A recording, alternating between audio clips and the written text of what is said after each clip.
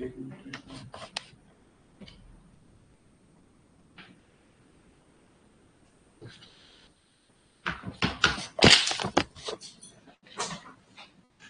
चलिए स्टार्ट करते हैं।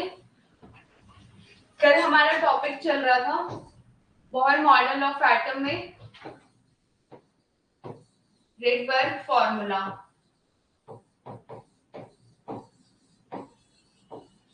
कल की क्लास खत्म हुई थी रेडबर्ग फॉर्मूला पे, और ये हमने लिखा था न्यू बार होता है are Z square 1/n1 square minus n2 square.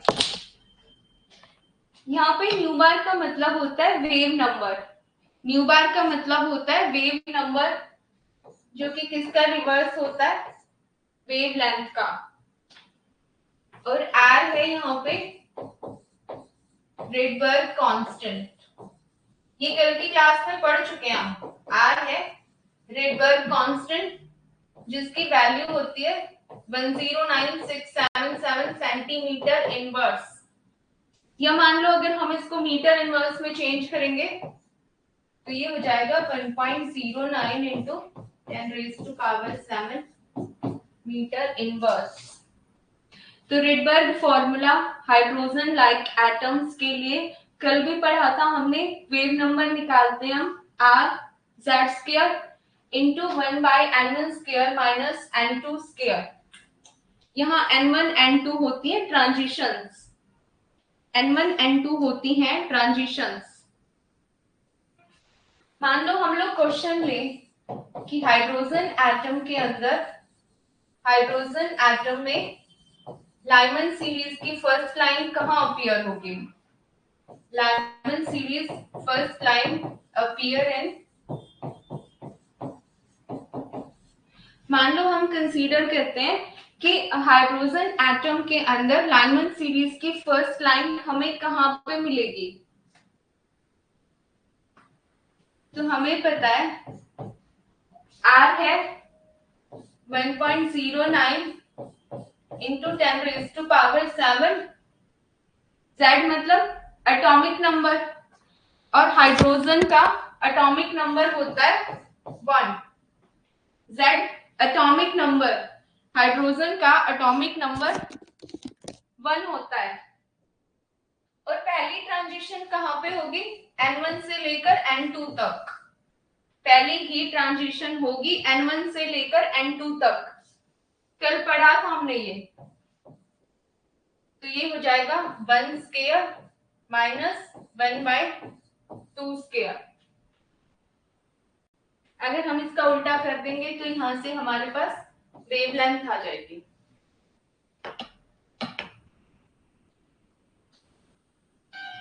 ठीक है, जब हम इसका उल्टा कर देंगे तो यहां से हमारे पास वेवलेंथ होगी।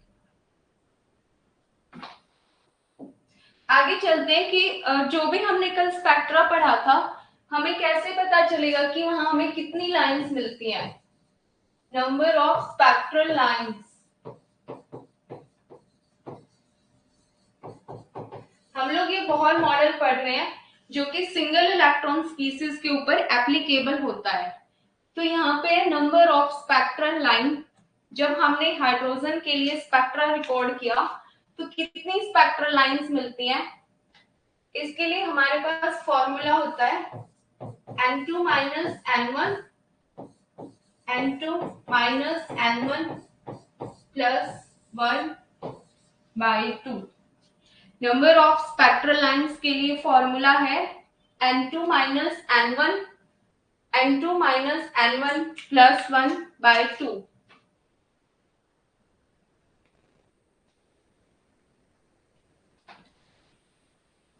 नंबर ऑफ स्पेक्ट्रल लाइंस कैसे निकालते हैं, फॉर्मूला है n2 माइनस n1 प्लस 1/2। मान लो हमारे पास ट्रांजिशन हो रही है n2 से n3।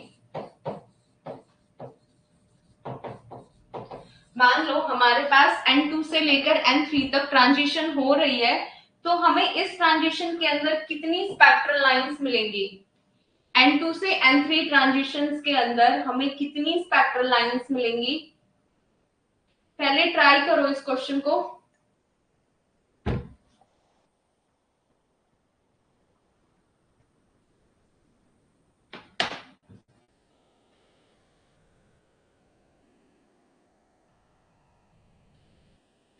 हमारे पास ट्रांजिशन है N2 से N3, तो कितनी स्पेक्ट्रल लाइंस होंगे?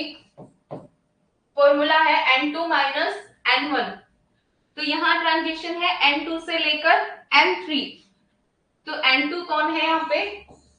N3 minus 2, 3 minus 2, 3 minus 2 plus 1 by 2, तो 3 माइनस 2 1 इंटू 2 बाई 2, मतलब हमें एक ही ट्रांजिशन मिलेगी।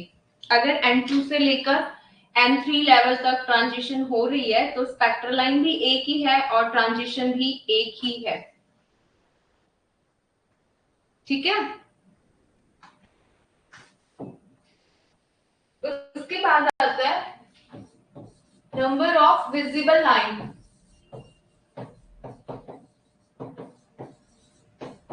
Number of visible line, spectra की लाइन हमें विजिबल कहाँ होती है? बाल्मर सीरीज के अंदर, क्योंकि लाइमन सीरीज यूवी रीजन में होती है, तो यूवी रीजन को तो हम देख नहीं सकते, तो स्पेक्ट्रल लाइन हमें विजिबल होती है बाल्मर रीजन में। तो यहाँ पे विजिबल लाइन के लिए फॉर्मूला होता है N2 minus N1। Visible lines के लिए फॉर्मूला होता है N2 माइनस N1, और ये लाइन हमें विजिबल होती है बाल्मर रीजन में। तो मान लो हमारे पास N5 से लेकर N2 तक ट्रांजिशन हो रही है। मान लो हमारे पास N5 से लेकर N2 तक ट्रांजिशन हो रही है और ये ट्रांजिशन है बाल्मर रीजन में, तो हमें विजिबल लाइंस कितनी मिलेंगी? N5 से लेकर N2 तक ट्रांजिशन हो रही है और ये ट्रांजिशन बाल्मर रीजन में है, तो हमारे पास विजिबल लाइंस कितनी होंगी? N2 माइनस N1, 5 माइनस 2, मतलब हमें 3 लाइंस दिखेंगी।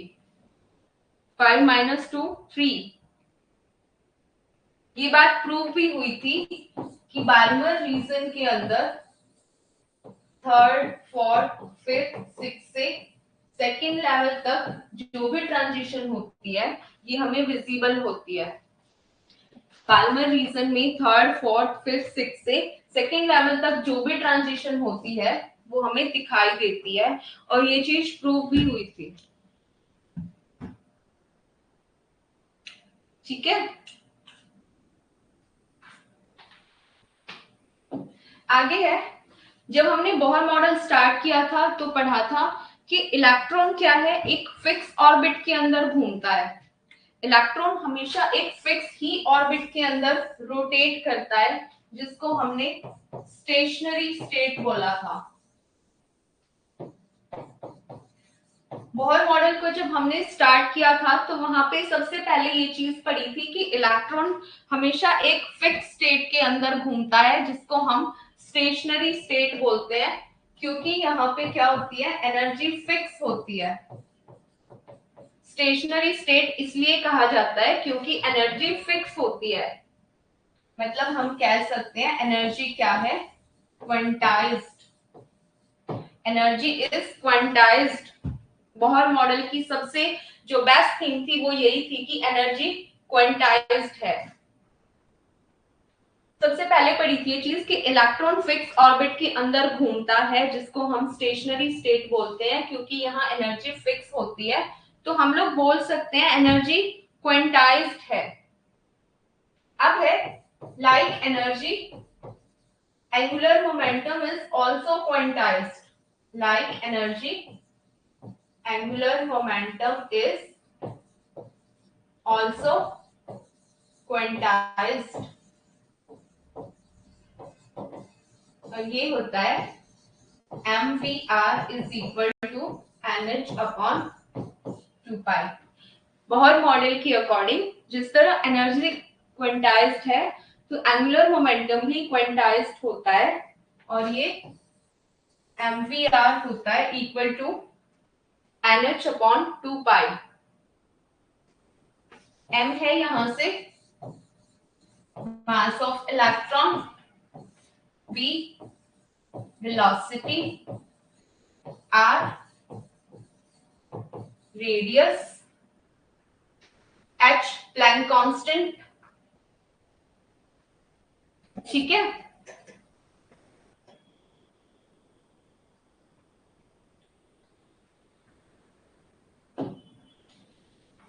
अब ये बोहर मॉडल के लिए जैसे हमने एनर्जी कैलकुलेट की थी, एनर्जी के लिए फॉर्मूला होता है, तो सेम वे में हम रेडियस भी निकाल सकते हैं। किसी भी n ऑर्बिटल के लिए रेडियस होता है a naught n square by z।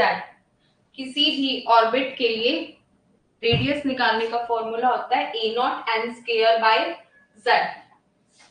a naught होता है बोहर रेडियस जिसकी वैल्यू 0.529 एंगस्ट्रॉम, और किसी भी n ऑर्बिट के लिए velocity v0 into z by n। किसी भी n ऑर्बिट के लिए velocity v0 into z by n। ये v0 होती है velocity in first Bohr orbit, velocity in first Bohr orbit, और इसकी वैल्यू होती है 2.18 इंटू 10⁸ सेंटीमीटर पर सेकेंड। किसी भी n ऑर्बिट के लिए अगर रेडियस निकालनी हो तो फॉर्मूला है a naught n square by z। a not है यहां से बोहर रेडियस जिसकी वैल्यू होती है 0.529 एंगस्ट्रॉम, और किसी भी n ऑर्बिट के लिए अगर वेलोसिटी निकालनी हो तो इसका फॉर्मूला है v0 into z by n। v0 किसी भी फर्स्ट ऑर्बिट के लिए बोहर ऑर्बिट के लिए वेलोसिटी है 2.18 इंटू 10⁸ सेंटीमीटर पर सेकेंड। ठीक है,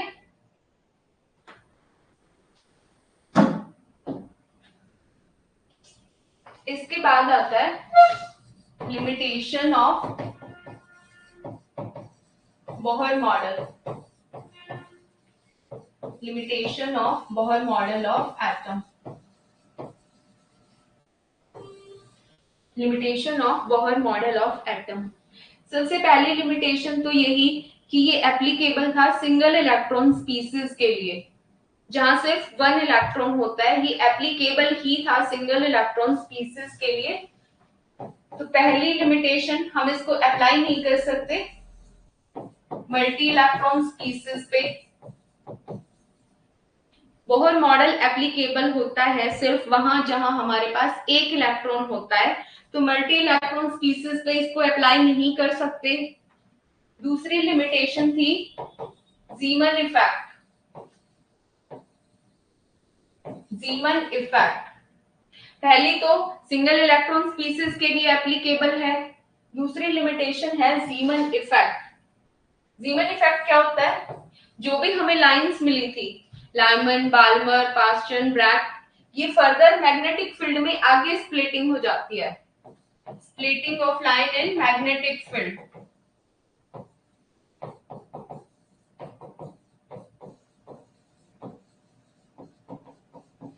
फर्दर जो लाइंस की स्प्लिटिंग मैग्नेटिक फील्ड में होती है वो है जीमन इफेक्ट। दूसरी लिमिटेशन यही है कि ये लाइंस आगे अगर मैग्नेटिक फील्ड लगा दें हम तो फिर से स्प्लिटिंग शुरू हो जाती है यहाँ पे। तीसरी लिमिटेशन थी स्टार्क इफेक्ट। स्टार्क इफेक्ट मतलब इलेक्ट्रिक फील्ड में भी ये लाइन स्प्लिट हो सकती हैं, जैसे मैग्नेटिक फील्ड में थी। स्टार्क इफेक्ट क्या होता है, स्प्लिटिंग इन इलेक्ट्रिक फील्ड, स्प्लिटिंग इन इलेक्ट्रिक फील्ड। ये लाइंस इलेक्ट्रिक फील्ड में भी स्प्लिटिंग कर सकती हैं। तो ये कुछ कमियां थी हमारे पास बोहर मॉडल के लिए।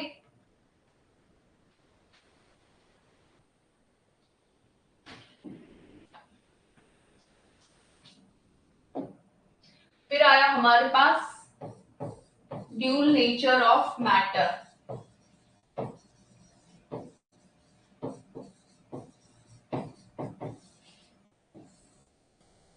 जिसको हम डी ब्रोगली इक्वेशन बोलते हैं।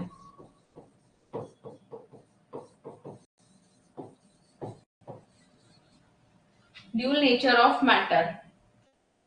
देखो अब तक एक कंफ्यूजन चल रहा था। इलेक्ट्रोमैग्नेटिक वेव थ्योरी बोलती है कि मैटर कैसा नेचर रखता है अपने पास, वेव। इलेक्ट्रोमैग्नेटिक वेव थ्योरी के अकॉर्डिंग मैटर का नेचर कैसा है, वेव जैसा। तो इसके हिसाब से E इज इक्वल टू क्या हो जाना चाहिए, एच न्यू।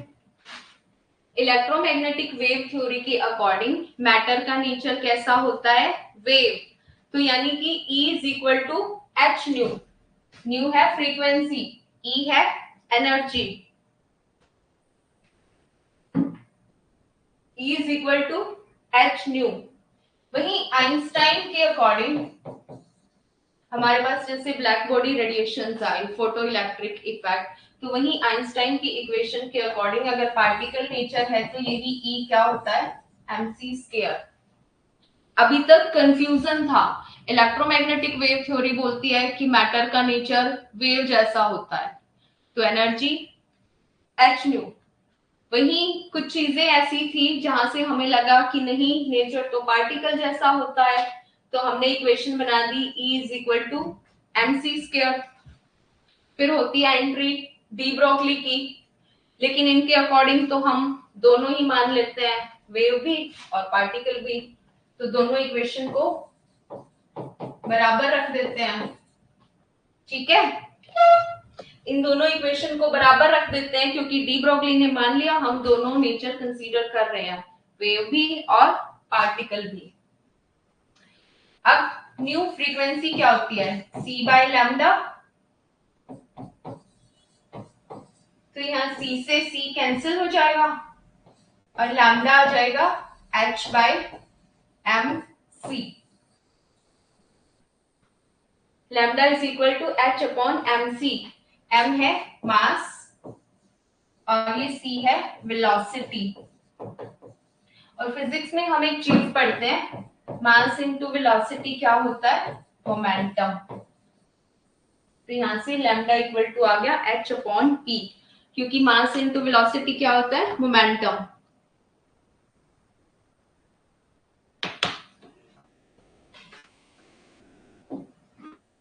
आगे है हम सेम वेवलेंथ फिर से कैलकुलेट कर सकते हैं अगर हमें पोटेंशियल गिवन हो। अगर हमें पोटेंशियल गिवन हो तो भी हम इस वेवलेंथ को डिटरमाइन कर सकते हैं। हमें पता है एक मूविंग इलेक्ट्रॉन के पास काइनेटिक एनर्जी होती है, एक इलेक्ट्रॉन मूव कर रहा है तो उसके लिए काइनेटिक एनर्जी है हाफ mv स्क्वायर, ठीक है। किसी मूविंग इलेक्ट्रॉन के लिए काइनेटिक एनर्जी है हाफ mv स्क्वायर। मान लो हमने क्या किया, v पोटेंशियल अप्लाई कर दिया। हमने पोटेंशियल अप्लाई किया v और e चार्ज, तो काइनेटिक एनर्जी क्या होगी, जो हमने चार्ज लगाया इनटू पोटेंशियल। मूविंग इलेक्ट्रॉन के लिए काइनेटिक एनर्जी है हाफ mv स्क्वायर, तो अगर हम v पोटेंशियल लगाते हैं, e चार्ज है, तो काइनेटिक एनर्जी हो गया E इंटू v। अब इन दोनों को इक्वल रखेंगे, E into v half mv square, ठीक है। क्रॉस मल्टीप्लाई करेंगे तो 2ev किसके इक्वल आ गया, mv स्क्वायर के, ठीक है। तो यहां से v क्या हो जाएगा, 2ev upon m under root, क्योंकि v स्क्वायर था, यहाँ क्या है v। और हमें पता है वेवलेंथ क्या होती है, h upon mv, mass into velocity. तो हम ये वाली वेलोसिटी की वैल्यू यहाँ पे रख देंगे, h अपॉन m 2ev।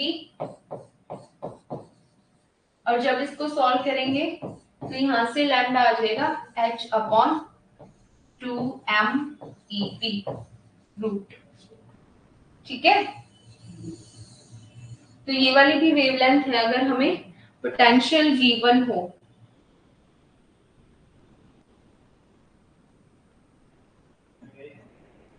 ठीक है,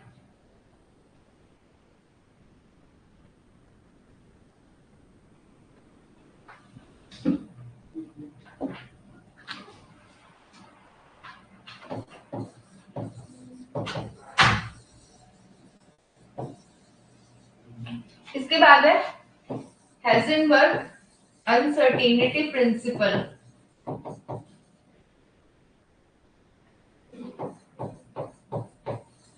Heisenberg uncertainty principle, dual nature of matter के बाद है Heisenberg uncertainty principal.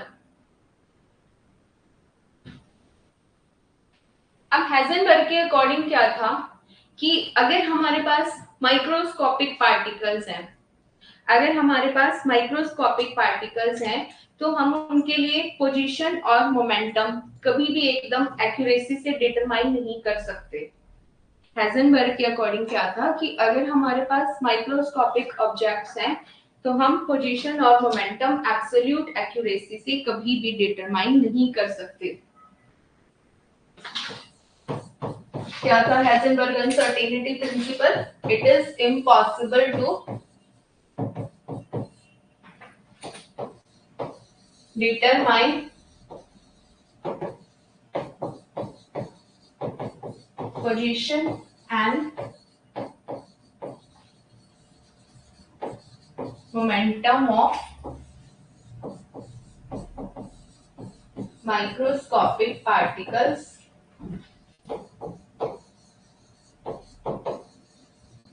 with absolute accuracy।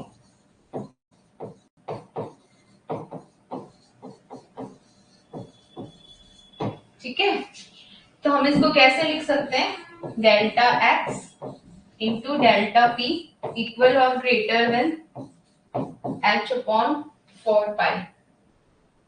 Delta x into delta p equal और greater than h upon 4 pi. यहाँ ये डेल्टा एक्स क्या है? अनसर्टेनिटी इन पोजीशन, और डेल्टा पी है uncertainty in momentum.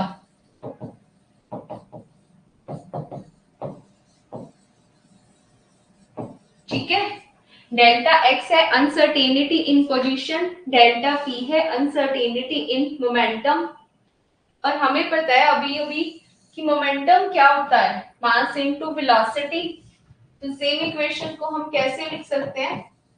m into delta v equal और greater then h upon 4 पाई। तो यहां से हमें सारी चीजें गिवन हो, कोई एक चीज कैलकुलेट करनी हो, डेल्टा v या डेल्टा x, तो हम डिटरमाइन कर सकते हैं इस फॉर्मूला से। ठीक है,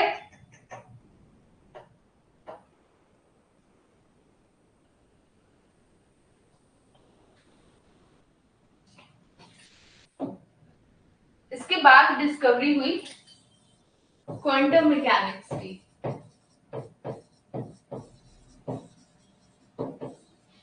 इसके बाद में डिस्कवरी हुई थी क्वांटम मैकेनिक्स की, जहां से हमें मिली शैरोडिंजर वेव इक्वेशन। हेज़ेनबर्ग के बाद क्या हुआ? क्वांटम मैकेनिक्स डिस्कवर होती है, जहां से हमें शैरोडिंजर वेव इक्वेशन मिली, और इस इक्वेशन से मिलता है हमें वेव फंक्शन। इस इक्वेशन से क्या मिला था? Wave function. वेव फंक्शन का स्केयर हमें प्रोबेबिलिटी देता है इलेक्ट्रॉन की किसी भी पॉइंट पे। वेव फंक्शन का जो स्केयर है वो हमें प्रोबेबिलिटी देता है इलेक्ट्रॉन की किसी भी पॉइंट पे। अब जो ये वेव फंक्शन है ये पॉजिटिव भी हो सकता है और नेगेटिव भी, लेकिन साइज स्केयर क्या होता है? हमेशा पॉजिटिव। ठीक है, और शैरोडिंजर वेव इक्वेशन ने ही हमें क्या दिया? Quantum numbers. Schrodinger wave equation से ही हमें क्वांटम नंबर्स मिले, 3 क्वांटम नंबर। जो लास्ट क्वांटम नंबर होता है स्पिन क्वांटम नंबर, वो एक्चुअली श्रोडिंगर वेव इक्वेशन से नहीं मिला था। तो यहां से हमें मिले क्वांटम नंबर्स। तो अगला टॉपिक है हमारा क्वांटम नंबर्स।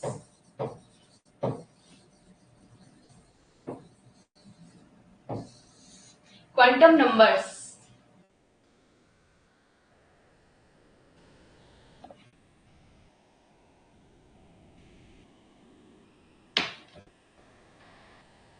क्वांटम नंबर्स क्या होते हैं? हमें कंप्लीट इंफॉर्मेशन देते हैं इलेक्ट्रॉन की एटम के अंदर। एक इलेक्ट्रॉन एटम के अंदर किस तरीके से है, कहाँ रहता है, क्या करता है, तो उस इलेक्ट्रॉन की एटम के अंदर हमें पूरी इंफॉर्मेशन कौन देते हैं? Quantum numbers. एटम के अंदर इलेक्ट्रॉन की हमें कंप्लीट इंफॉर्मेशन मिलती है क्वांटम नंबर्स से। तो स्टार्ट करते हैं हम क्वांटम नंबर्स।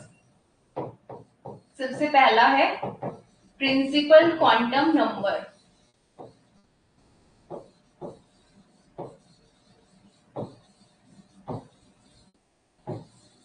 सबसे पहला क्वांटम नंबर है principal quantum number.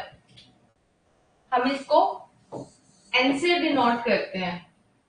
Principal quantum number को हम n से डिनोट करते हैं। अब प्रिंसिपल क्वांटम नंबर हमें क्या क्या इंफॉर्मेशन देता है? सबसे पहले तो प्रिंसिपल एनर्जी लेवल्स, ठीक है। फर्स्ट क्वांटम नंबर है प्रिंसिपल क्वांटम नंबर, हम जिसको n से डिनोट करते हैं। तो प्रिंसिपल क्वांटम नंबर हमें क्या क्या बताता है? एनर्जी लेवल्स के बारे में, नंबर ऑफ शेल्स के बारे में,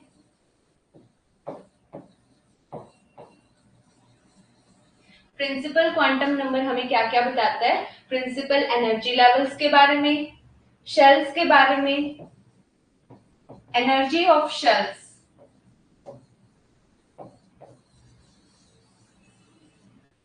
ठीक है, और average distance of electron, average distance of electron from nucleus means size of electron cloud. सबसे पहला क्वांटम नंबर है प्रिंसिपल क्वांटम नंबर, हम इसको n से डिनोट करते हैं। तो ये प्रिंसिपल क्वांटम नंबर हमें क्या क्या बताता है? प्रिंसिपल एनर्जी लेवल्स के बारे में, नंबर ऑफ शेल्स के बारे में, energy of shells, average distance electron का न्यूक्लियस से, मतलब इलेक्ट्रॉन क्लाउड के साइज के बारे में, ठीक है। बोहर मॉडल के अंदर हमने क्या पढ़ा था? हमारे पास ये शेल्स थी, के शेल, एल, एम, ठीक है। हमें पता है के शेल के लिए एन की वैल्यू होती है 1, एल के लिए 2, एम शेल के लिए एन की वैल्यू 3। प्रिंसिपल क्वांटम नंबर ने हमें नंबर ऑफ शेल्स के बारे में बताया था। तो हमें पता है के शेल के लिए एन की वैल्यू है 1, एल के लिए 2, एम के लिए 3। एनर्जी होती है के से ज्यादा एल, एम, एन, ठीक है। सबसे ज्यादा जरूरी चीज क्या मिली थी हमें प्रिंसिपल क्वांटम नंबर से? नंबर ऑफ शेल्स और maximum number of electron in a shell. किसी भी शेल में मैक्सिमम कितने इलेक्ट्रॉन आ सकते हैं? 2n²।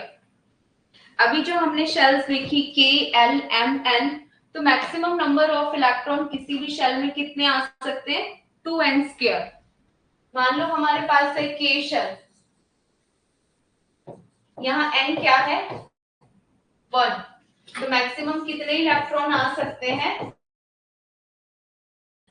Maximum number of electron किसी भी शेल में आ सकते हैं 2n² से। तो k शेल के लिए n1 है, यहाँ मैक्सिमम कितने इलेक्ट्रॉन होंगे 2। उसी तरह l शेल के अंदर n होता है 2, तो यहाँ मैक्सिमम इलेक्ट्रॉन 4 × 2 8। ठीक है, तो प्रिंसिपल क्वांटम नंबर से हमें क्या पता चला, शेल्स कितनी होती हैं, उन शेल्स की एनर्जी क्या होती है, size of electron cloud.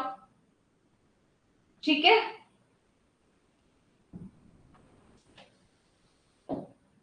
Next आता है हमारे पास एजीमुथल क्वांटम नंबर।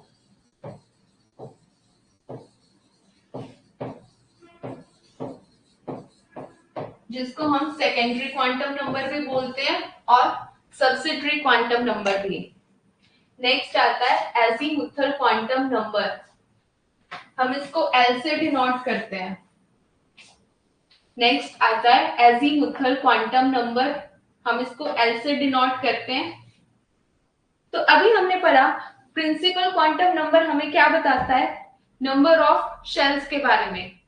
हमें प्रिंसिपल क्वांटम नंबर से पता चला नंबर ऑफ शेल्स के बारे में, और उन शेल्स के अंदर सबशेल्स कितनी है, सबशेल इनर शेल, हमारे पास नंबर ऑफ शेल्स कितनी है वो तो हमें पता चल गया प्रिंसिपल क्वांटम नंबर से, लेकिन शेल के अंदर सबशेल कितनी है ये बताता है हमें एजीमुथल क्वांटम नंबर। किसी भी शेल के अंदर सबशेल कितनी है ये बताता है एजीमुथल क्वांटम नंबर। और क्या बताता है, एनर्जी ऑफ सबशेल, कि इनकी एनर्जी किस ऑर्डर में होगी, और एंगुलर मोमेंटम ऑफ इलेक्ट्रॉन।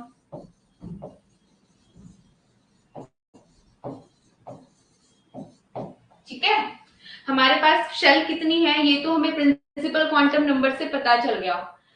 अब शेल्स के अंदर सब शेल कितनी है ये पता चलता है एजीमुथल क्वांटम नंबर से। हमें एक चीज याद रखनी है, एल की किस वैल्यू के लिए कौन सी सब शेल होगी, एल की वैल्यू के लिए सब शेल, अगर एल की वैल्यू 0 है तो एस सब शेल, 1 के लिए पी, 2 के लिए d, then f g. L की वैल्यूज के लिए सब शेल 0 है तो एस, 1 है तो पी, 2 है तो डी, 3 है तो एफ, 4 है तो जी। ठीक है, किसी भी शेल के अंदर सब शेल कितनी है ये कौन बताता है, एजीमुथल क्वांटम नंबर, और इसकी वैल्यू होती है हमेशा n-1। मतलब एल कभी भी एन से बड़ा पॉसिबल नहीं है, एल की वैल्यू होती है n-1, मतलब एल को हम कभी भी एन से ज्यादा कंसीडर नहीं कर सकते। ठीक है, अब सब शेल्स कैसे बताई, मान लो हमारे पास है के शेल। ठीक है, हमारे पास है के शेल जिसके लिए एन की वैल्यू क्या है 1। हमारे पास है के शेल जिसके लिए एन की वैल्यू है 1, तो यहाँ एल की वैल्यू एक ही पॉसिबल है 0, 1 से कम क्या होगा 0, तो के शेल के लिए एन की वैल्यू है 1, एल है 0। अभी पढ़ा था एल 0 होता है तो एस सब शेल, इसका मतलब है कि के शेल के पास एक ही एस सब शेल है। इसका मतलब क्या हुआ कि के शेल के पास एक ही सब शेल है एस। अब हम अगली शेल लेते हैं एल, जिसके लिए एन की वैल्यू है 2। एल शेल के लिए एन की वैल्यू है 2, तो एन 2 है, एल क्या पॉसिबल है 0, 1। एल शेल के लिए एन की वैल्यू है 2, अगर एन की वैल्यू 2 है तो एल क्या पॉसिबल है 0 और 1, मतलब एल शेल में हमारे पास एस और पी दो सब शेल हो सकते हैं। ठीक है, अभी पढ़ा था ना, L 0 होता है तो S 1 होता है तो P।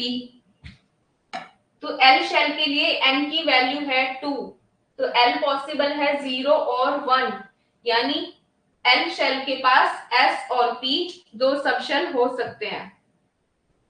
ठीक है, M ले लेते हैं आगे।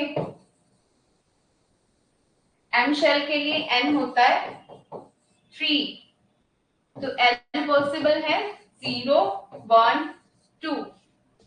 M के लिए N है 3, तो L की वैल्यूज पॉसिबल है 0 1 2। तो मतलब S P D, यहां से हमें पता चला कि M शेल के पास तीन सब शेल है, S P और D। ठीक है, नंबर ऑफ शेल्स कितनी है ये हमें बताया प्रिंसिपल क्वांटम नंबर ने। शेल के अंदर सब शेल कितनी है ये बताया एजीमुथल क्वांटम नंबर ने। और क्या बताया था, हम एंगुलर मोमेंटम कैसे निकालते हैं, एंगुलर मोमेंटम ऑफ इलेक्ट्रॉन, इसके लिए फॉर्मूला होता है L into L+1 root H upon 2 pi. Angular momentum of electron formula होता है root L into L+1 H upon 2 pi. हम क्वांटम मैकेनिक्स में H अपॉन 2 पाई को H कट भी लिख सकते हैं, सेम है ये दोनों,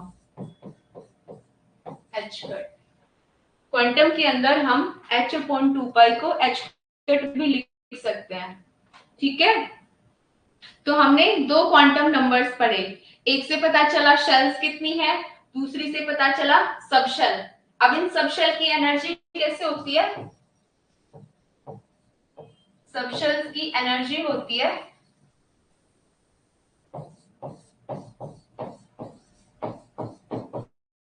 शेल से ज्यादा एनर्जी है P की, P से ज्यादा D की, D से ज्यादा F की।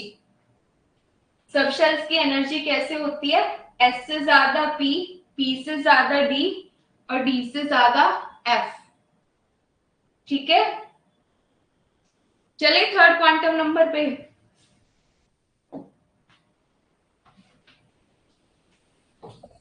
तीसरा क्वांटम नंबर है मैग्नेटिक क्वांटम नंबर।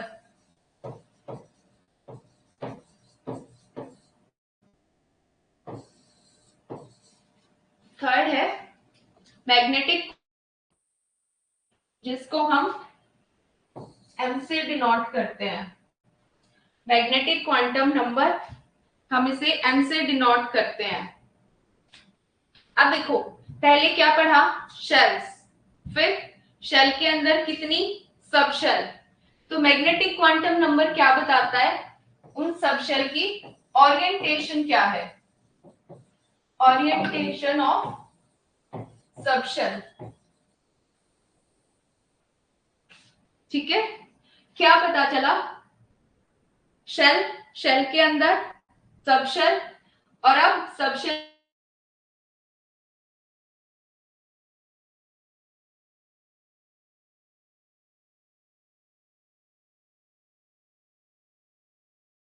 एजीमुथल ने शेल के अंदर सब शेल, और अब उन सब शेल की ओरिएंटेशन, मतलब सब शेल के अंदर कितने क्या है, नंबर ऑफ ऑर्बिटल्स। ठीक है, m की वैल्यू होती है -L2 प्लस L इंक्लूडिंग 0।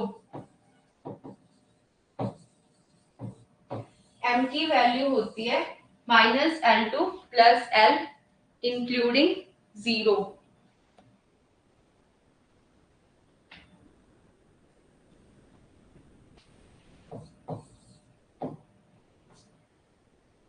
तो सबसे पहले लेते हैं हम S सब शेल। सबसे पहले लेते हैं S सब शेल।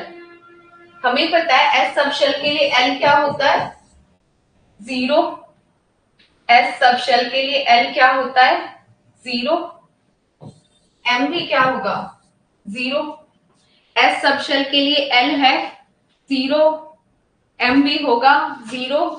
इसका मतलब है S सब शेल के पास एक ही ऑर्बिटल है, मतलब s सब शेल के पास एक ही क्या है, s ऑर्बिटल। ठीक है,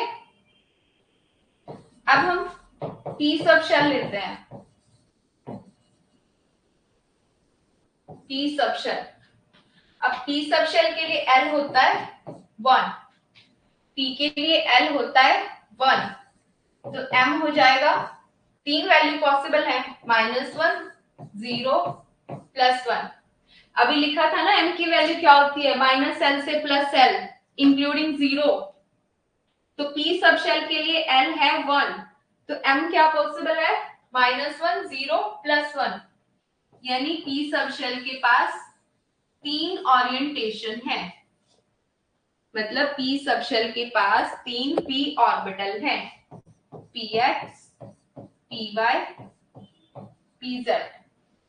ठीक है, जब तक कोई भी फील्ड नहीं लग रहा ये तीनों डीजेनरेट है, मतलब तीनों की एनर्जी सेम है। जैसे ही मैग्नेटिक फील्ड वगैरह लगता है स्प्लिटिंग शुरू हो जाती है। आगे हम डी सब शेल देखते हैं। जैसे डी सब शेल के लिए एल क्या होता है, 2, डी के लिए एल होता है 2, तो m की वैल्यू क्या क्या पॉसिबल है, -2, -1, 0, +1, +2। डी सब शेल के लिए l है 2, तो m की क्या क्या वैल्यू पॉसिबल है, -2, -1, 0, +1, +2। इसका मतलब है डी सब शेल के पास 5 ओरिएंटेशन है। इसका मतलब है डी सब शेल के पास 5 ओरिएंटेशन है, 5 ही क्या है, D orbital, dxy, dyz, dxz, dx² - y², dz²। इसका मतलब क्या हुआ कि डी सब शेल के पास 5 क्या है, डी ऑर्बिटल। ठीक है, हमने 3 क्वांटम नंबर पढ़े हैं। सबसे पहला प्रिंसिपल क्वांटम नंबर, जिसने हमें बताया नंबर ऑफ शेल्स के बारे में। फिर एजीमुथल, एक शेल के अंदर सब शेल कितनी है ये किसने बताया, एजीमुथल क्वांटम नंबर ने। फिर magnetic quantum number, subshell के अंदर ऑर्बिटल्स कितने हैं ये बताया हमें मैग्नेटिक क्वांटम नंबर ने। अब एक टेबल लिखते हैं, ऑर्बिटल्स के लिए m की वैल्यू क्या होती है, ऑर्बिटल्स के लिए m की वैल्यू क्या होती है। s के लिए होती है 0, ऑर्बिटल्स के लिए m की वैल्यू s के लिए होती है ये 0।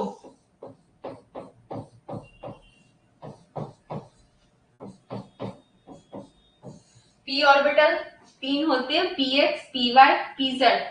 px के लिए +1, py के लिए -1, pz के लिए 0। s ऑर्बिटल के लिए m की वैल्यू होती है 0, px के लिए +1, py के लिए -1, pz के लिए 0। अब d ऑर्बिटल्स के लिए लिखते हैं वैल्यू। d ऑर्बिटल कौन से होते हैं, dxy, dyz, dxz, dx² - y², dz²। ये होती है -2, -1, +1, +2, 0।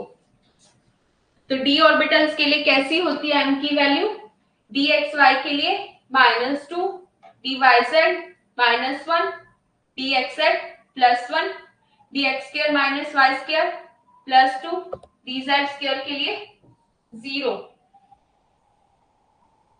ठीक है, लास्ट क्वांटम नंबर आता है spin quantum number.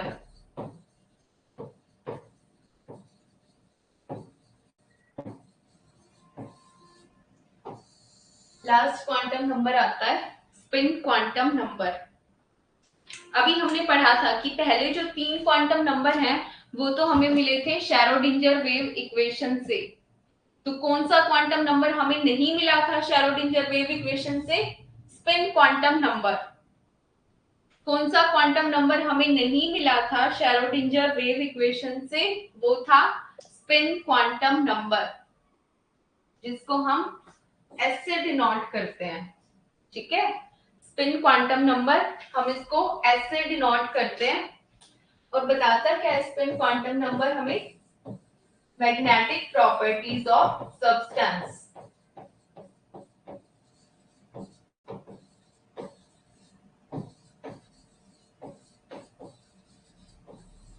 Spin quantum number हमें क्या बताता है? Magnetic properties of substance. मतलब सब्सटेंस डायामैग्नेटिक है, पैरामैग्नेटिक है, फेरोमैग्नेटिक है, तो मैग्नेटिक प्रॉपर्टीज के बारे में कौन बताता है हमें? स्पिन क्वांटम नंबर, जिसको हम एस से डिनोट करते हैं। इसकी वैल्यू क्या हो सकती है? प्लस हाफ या माइनस हाफ, प्लस हाफ या माइनस हाफ, प्लस हाफ ऐसे, माइनस हाफ क्लॉकवाइज या एंटी क्लॉकवाइज स्पिन के लिए। बट ये जीरो कभी भी पॉसिबल नहीं है। स्पिन क्वांटम नंबर की वैल्यू जीरो पॉसिबल नहीं है। क्या पॉसिबल हो सकती है? प्लस हाफ या माइनस हाफ। और ये हमें बताता क्या है? मैग्नेटिक प्रॉपर्टीज के बारे में। ठीक है, तो चारों क्वांटम नंबर अलग अलग चीजें बताते हैं। नंबर ऑफ शेल्स बताई प्रिंसिपल क्वांटम नंबर ने, शेल के अंदर सबशेल, एजीमुथल। अब सबशेल के अंदर ऑर्बिटल्स कितने हैं? मैग्नेटिक क्वांटम नंबर ने। और लास्ट में स्पिन क्वांटम नंबर क्या बताता है? मैग्नेटिक प्रॉपर्टीज के बारे में, कि सब्सटेंस डायामैग्नेटिक है या पैरामैग्नेटिक है। ठीक है,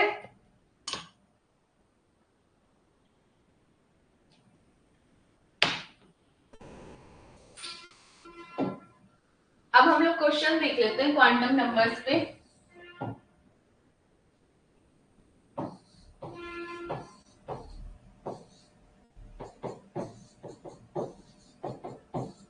जैसे हमें ये दे दिया कि हमारे पास है 3dz²।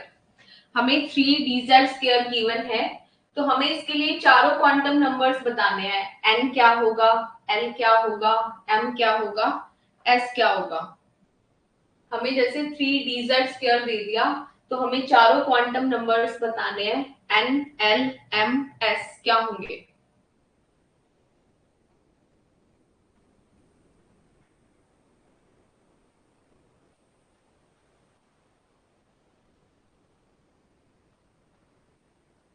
चलिए स्टार्ट करते हैं। इलेक्ट्रॉन जिस भी ऑर्बिटल के अंदर प्रेजेंट होता है, यहाँ इलेक्ट्रॉन कहाँ है? 3dz² में।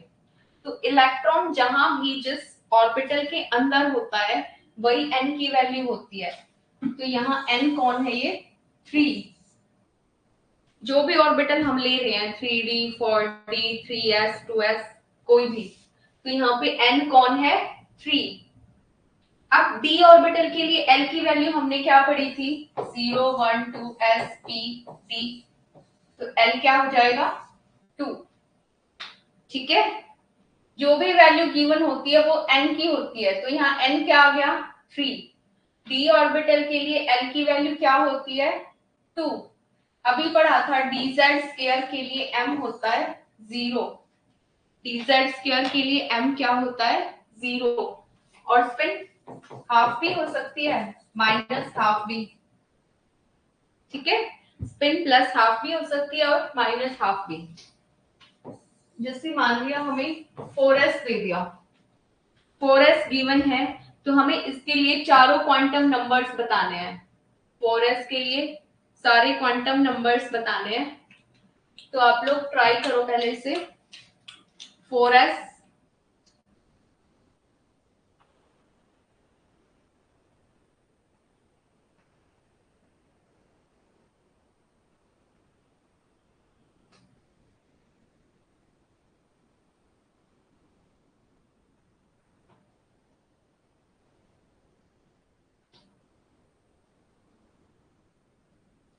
तो देखो 4s, तो n की वैल्यू क्या हो जाएगी? यहां से 4, n की वैल्यू 4। s ऑर्बिटल के लिए l क्या होता है? 0। s ऑर्बिटल के लिए l क्या होता है? 0, m भी 0, स्पिन क्या हो जाएगी प्लस हाफ या माइनस हाफ, वो जो भी हमें ऑप्शन में दे रखा हो हम टिक कर देंगे। स्पिन क्या प्लस हाफ या माइनस हाफ, ठीक है। या जैसे हमें 5px दे दिया जाए, 5px, हमें इसके लिए क्वांटम नंबर्स लिखने हो, n क्या हो जाएगा 5, np के लिए क्या था 1, mpx के लिए +1, स्पिन सेम प्लस हाफ या माइनस हाफ, ठीक है।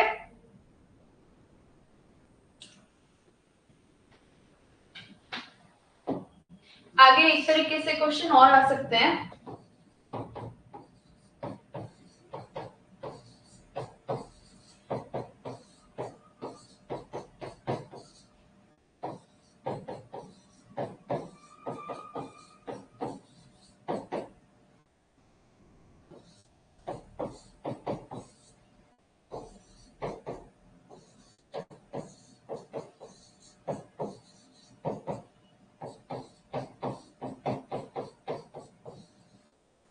अब जैसे ये है हमारे पास क्वांटम नंबर के 3 सेट है, यहां हमसे पूछा जाए कि कौन सा सेट अलाउड है और कौन सा नहीं। हमारे पास 3 अलग अलग तरीके के क्वांटम नंबर्स के सेट हैं। पहले में n4 है, l4 है, m0, s हाफ है, फिर इसी तरीके से 2 और हैं। तो हमें ये बताना है कि इन तीनों में से क्वांटम नंबर्स का कौन सा सेट अलाउड है। हमें ये बताना है इन तीनों में से कौन सा क्वांटम नंबर का सेट अलाउड है।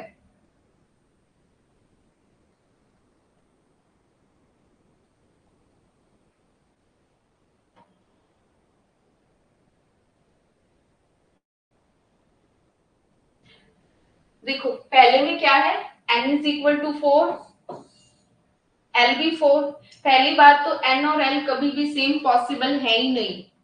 लिखा था ना हमने l हमेशा क्या होता है n माइनस 1, तो n और l एक जैसे पॉसिबल नहीं है, तो ये अलाउड नहीं है। n और l एक जैसे कभी भी पॉसिबल नहीं है, तो ये अलाउड नहीं है। अब दूसरे में क्या है, n है 4, l की वैल्यू 3 है, m की वैल्यू 2, लेकिन s क्या है 0, और s की वैल्यू भी 0 अलाउड नहीं है, तो ये भी क्या है अलाउड नहीं है। अभी बताया था ना कि s 0 नहीं हो सकती, या तो प्लस हाफ लेनी है या माइनस हाफ। आगे देखते हैं, n की वैल्यू है 3, l की 2, m की -2, s प्लस हाफ, तो ये अलाउड है। l n से कम है, l अगर 2 है तो m -2 हो सकता है, और स्पिन प्लस हाफ, तो ये वाला सेट जो है क्वांटम नंबर्स का वो क्या है अलाउड है, ठीक है।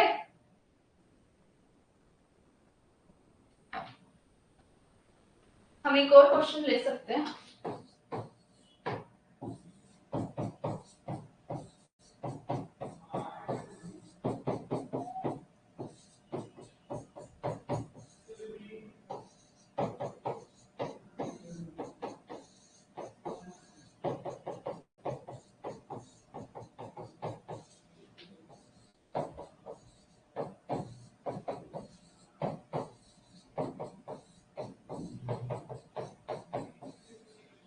हमारे पास एक और क्वेश्चन है, यहां हमें बताना है कि कौन सा क्वांटम नंबर का सेट अलाउड नहीं है। तो हमारे पास 3 सेट है, यहाँ पे ये बताना है कि कौन सा क्वांटम नंबर का सेट अलाउड नहीं है। पहले इसको खुद ट्राई करो।